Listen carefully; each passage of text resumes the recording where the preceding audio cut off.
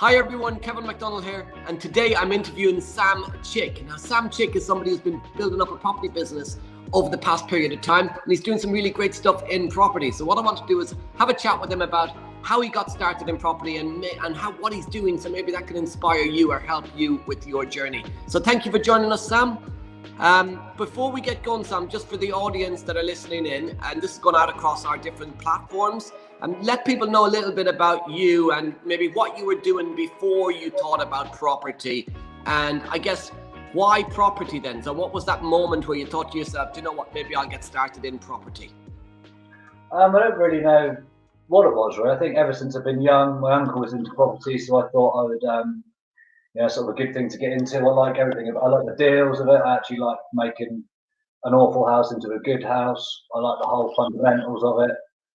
We bought our first property 4 or 5 years ago now, which wasn't the best property at all. We had a whole world of problems, but I probably learned more from that one property going badly than what I could have done from. So it was a godsend in a way. We had, it's named that people were just leaving the cookers on and going out for the day. I'd go there and the heating would be on sort of 30 degrees and the back door would be wide open. A rat chewed through one of the water pipes, a push fit water pipe, and the ceiling come down, which was like 10 o'clock at night, walking through like 2 inches worth of water. So that was the first deal. That was the first one, actually. Yeah. That first deal is what I do call the entrance fee. It was awesome, actually. I really enjoyed it. But I didn't, them sort of problems don't really bother me. So quite a lot of people say to me, oh, how do you do that and how do you bump it? But yeah, it doesn't really, it's just a little problem, isn't it? And I know you said like that your uncle was in property and stuff and you've kind of been a part of it all your life. But what did you start doing? What were you doing as a day job? Like 4 years ago, clearly you're not straight out, not that you're younger than me, obviously, but you weren't straight out of school 4 years ago. Just a little bit younger. What were you up to? So I'm an electrical engineer by trade. Okay. Even when I've done my apprenticeship, I've always kind of been into houses, know how a house goes together, at what point, electrician should come in, a plumber should come in. So I'm an electrical engineer by day to day now, but I've handed my notice in. So by September, I'll be full time in property, and from the end of March, I'll be going down to 3 days a week, so sort of phasing out. Okay. Which is I can sort of do 3 days a week from that the end of March till September, and I'll be completely 5 days a week into property. That's really smart as well. That's exactly what I did as well, Sam, is I went 3 days a week, then I gave it 6 months and then quit. So very similar sort of journey. Yeah, it's nice to have that buffer, isn't it, really? Your first deal, you said about leaving the cooker on and stuff. So take it that was a house of multiple occupation? Yeah, it was a HMO, yeah. Right. That's a mini HMO. It was okay. I'm probably making it a lot worse than it was, but it just wasn't. They're not like the deals we're doing now, put it that way. So how many, is HMO your main strategy? Is that what you focus on mainly? Yeah, so HMO is the main strategy. Those two were sort of professional. HMO is the first two, and now we just focus on student HMOs. Okay, and what location are you in? Where are you based? We're in Norwich. In Norwich. So Norwich University, obviously, yes, quite a good area. And are you buying the properties with your own funding? Are you doing joint ventures? How are you funding the properties? So at the moment, we buy them all with our own finance, and literally just funding the property, funding the refurb.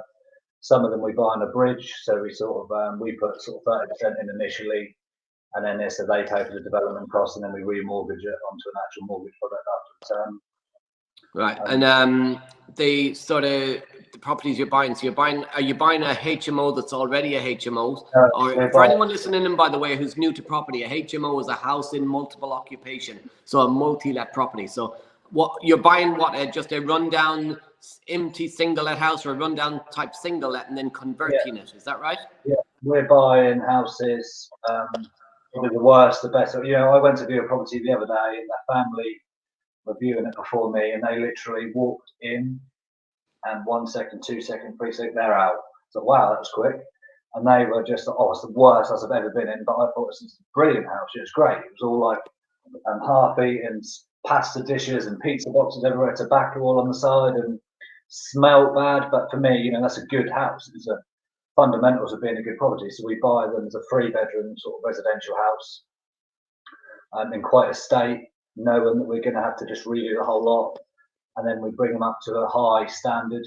I mean, even if you go into our local area and go on Rightmove, the properties the highest first, even the top 2, top 3, they're not particularly nice houses. All the student, and they're not all of them. There's some that are nice in Norwich, but quite a lot of them are outdated. There's mould and then sort of soggy floors in the bathroom.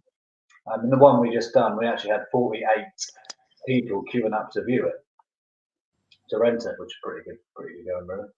That's what I say about those type of houses. If it smells bad, that's the smell of cash. That's the smell of profit. Yeah. So, able to use the first one to then market the second one, and I've got the keys. I'm literally going to pick the keys up after this to the next one, and that one, there's people already sort of queuing up to rent that one out as well, which is pretty good news. And you have an in-house power team that does the refurbs, and you have people that you have contractors you work closely with? Yeah, I've got a set group of builders that we work with all the time. So the same mortgage broker, the same tax advisors. So yeah, that works well. We manage in-house, but I let an agent sort of do the marketing of the properties. I've got a close relationship with him as well. So yeah, it works really well. What would be, for anyone looking to start out in property, what would be your sort of top tips for sort of getting a reliable refurb team and working closely with agents as well to find deals for you? What sort of tips would you give? Just to be open and honest on the, if you don't like something, just say straight away. I found that's kind of the best. If you start with that, just say, look, I don't like what you're doing here, and try and nip anything in the bud sooner rather than later.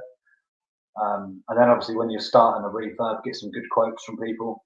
Don't go for the cheapest or the person that sort of seems like, yeah, I'll do that, no problem. You want a professional company. You don't. I used to use builders that were kind of like day rate, sort of cash in hand type people. That's no good. It's okay maybe for your first couple, but then they're just chucking invoices at you left, right, and centre. There's no structure. You need a professional building company that will come up and they'll put fencing around your site. They'll put hard hats, must be worn. Everything. They've got a set person that deals with all the invoices. They can tell you what the cost is going to be as a total build project, and that's what it is. There's no hidden costs, or there's a contingency that you use if anything does go wrong. That's the budget.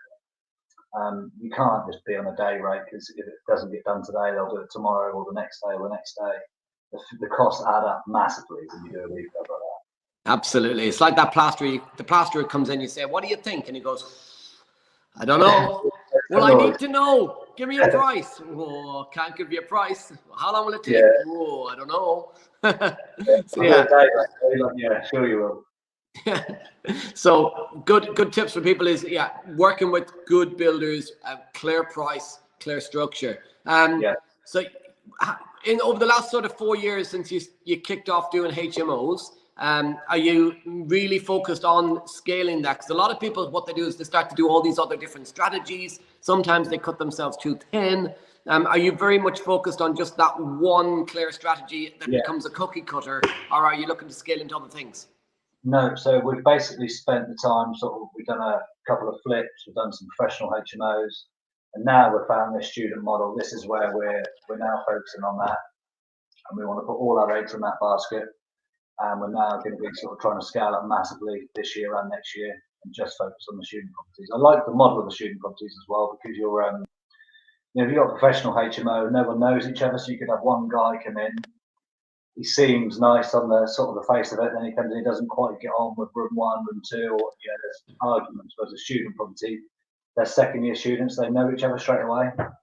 So you don't have that. You get a 12-month signed AST from September, and then Christmas time comes around, and then the students are already looking for a new tenancy.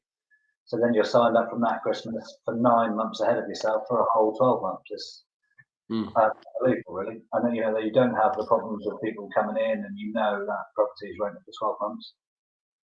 And in Norwich, have you any around the universities? Are they building any of those big student complexes that offer like the swimming pools and all that sort of stuff? There is, but they are just like little prison cells, really.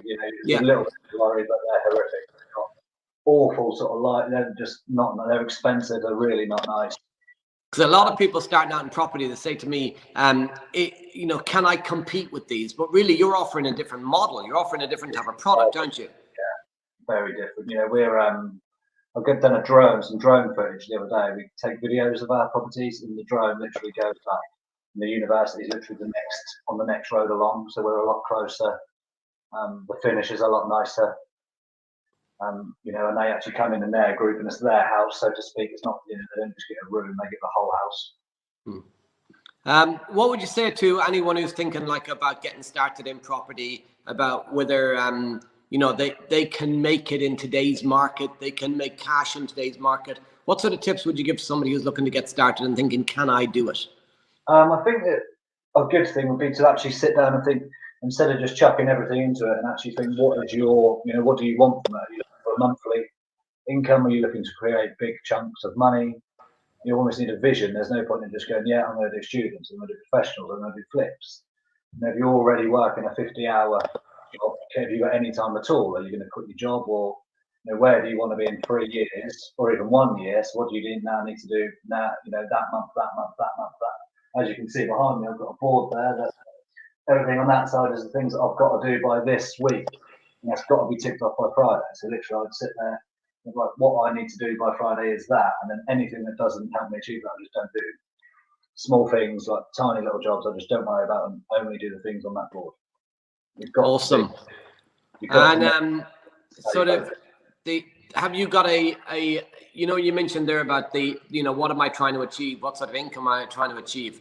Have you got like a set goal of income where then that's it, I'm going to go lie on a beach? Or are you the sort of, there's no end, it's just, what's the exit?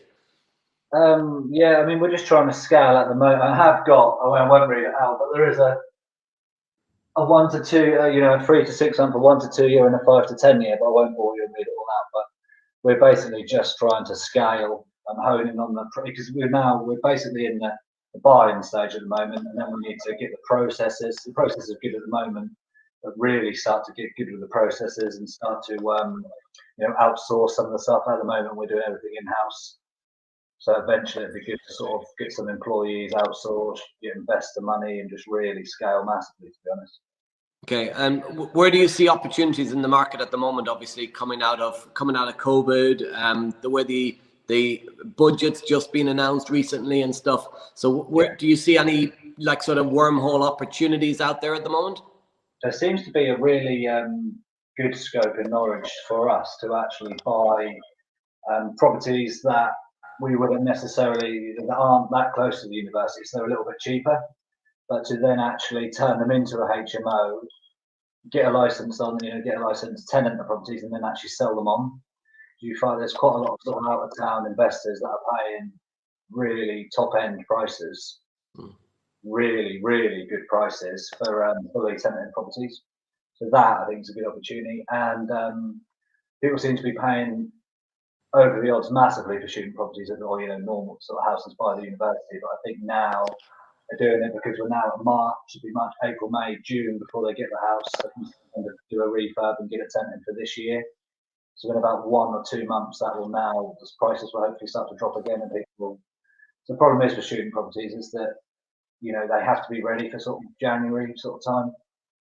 Right. And for anyone who's thinking in their area, so like that, do they need to go out of area? Should they invest locally? In your opinion, obviously you invest local. Is there any reason why, and what are the key benefits maybe that you invest local rather than sort of trying to do it remotely? Because often you see people are looking to do stuff remotely, and maybe they're not looking close enough to home first. But what's your thoughts on remote investing versus local investing? So the first property we bought was 45 minutes away. I mean, even that doesn't sound far. But on a Saturday morning, if you're working Monday to Friday, and on a Saturday morning, you've got to go 45 minutes there, 45 minutes back to do a small job. That's got your Saturday morning gone. Quite quickly, that 45 minutes becomes a long distance. So for me personally, I'd rather do something on my doorstep, whether, you know, student properties might not work on your doorstep, but then professional properties will work, or if that doesn't work, flips will work, or, you know, there's something that will work on your doorstep. And I'd highly recommend investing close to home, just for if you do need to go there for whatever reason, it's close. It's all. I struggled when it's even 45 minutes away.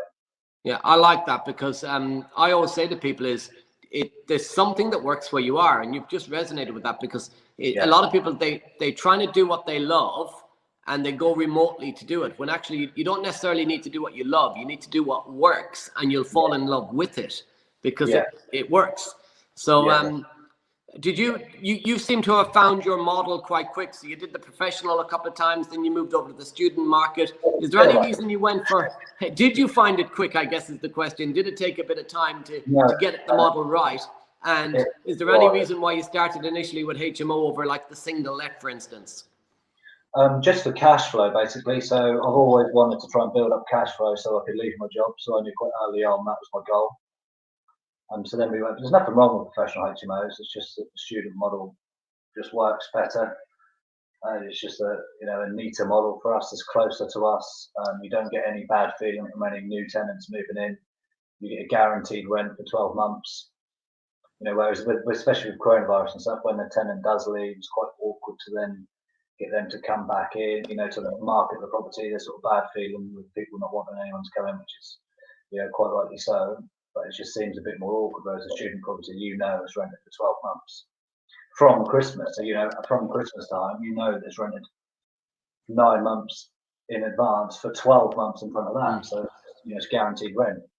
And with COVID restrictions and stuff, and the universities shutting down, did you have any tenants looking for like negotiating on the price? Did they continue to pay? How did you cope with that period of time? So there was the option for people to kind of, we sort of said, does anyone want to go back or whatever? And the feeling was that why would we want to go back and sit with mum and dad in the house when we're with all of our friends here in our own house? They're sort of 18, 20 years old. That's their first property that they lived in. Why would they want to go home? That's all the sort of answers we got, which is good. Okay, awesome. So, Sam, just conscious of your time, obviously, I really appreciate you coming on here and sharing a little bit about your journey to try and inspire people who are looking to start off. So, some really good golden nuggets in there for people around. Pick something that works close to home. Focus on one thing. Keep moving on that one thing. Give me sort of 2 or 3 other top tips you'd say to somebody to, help them with that focus and that clarity at the start of their journey. I'd work out what you need, work out actually what you're doing it for. Don't try and chase, things all over the show. Work out exactly whether you want to, whether you need to leave your job, so then you need monthly income. So then you need a high cash flow and, thing is what you need. And then once you've then got that, work towards achieving that. You've got a yearly goal. What do you need to be doing this month to hit it? Always do a calendar. You want to be buying a property in, say, March, let's say, you need to be putting the offer in start of January. So from before that, you need to be doing your viewings. You can literally plan it out on a calendar. If you want to buy 3 properties a year, you can't just start going out for viewings 6 months through the year. You need to be going 3 months before you want that property to actually have the keys. It's quite a lot of work before you get the keys to visit. People always sort of assume as soon as you've got the keys, that's when the work starts. But actually, the work started 3 months previous to that. And you're in the finance, you're doing the solicitor stuff, you're doing the mortgage stuff. So I try and actually work out what your vision is, plan it on a calendar, and then go from that. So we always look, if we want to be buying a property in June, we're sort of putting offers in sort of February, March, and then sort of work out how long the refurb's going to take and sort of go from there, really. Awesome. So, Sam, thank you for taking the time to join us. If anybody's looking to follow Sam's journey, I'll be watching it closely as well. He's a member of the Progressive Property Facebook community. There's over 35,000 people in there. So if you're not already on it, go join the Progressive Property Facebook community. Watch what Sam's posting about, watch his journey, but also share your journey as well. We'd love to know what you're up to in property. So, Sam, thank you for taking the time to join us. Really appreciate it. Thank you, everyone, for listening. I've been Kevin McDonald. You've been absolutely awesome, and I'll see you soon. Cheers, guys.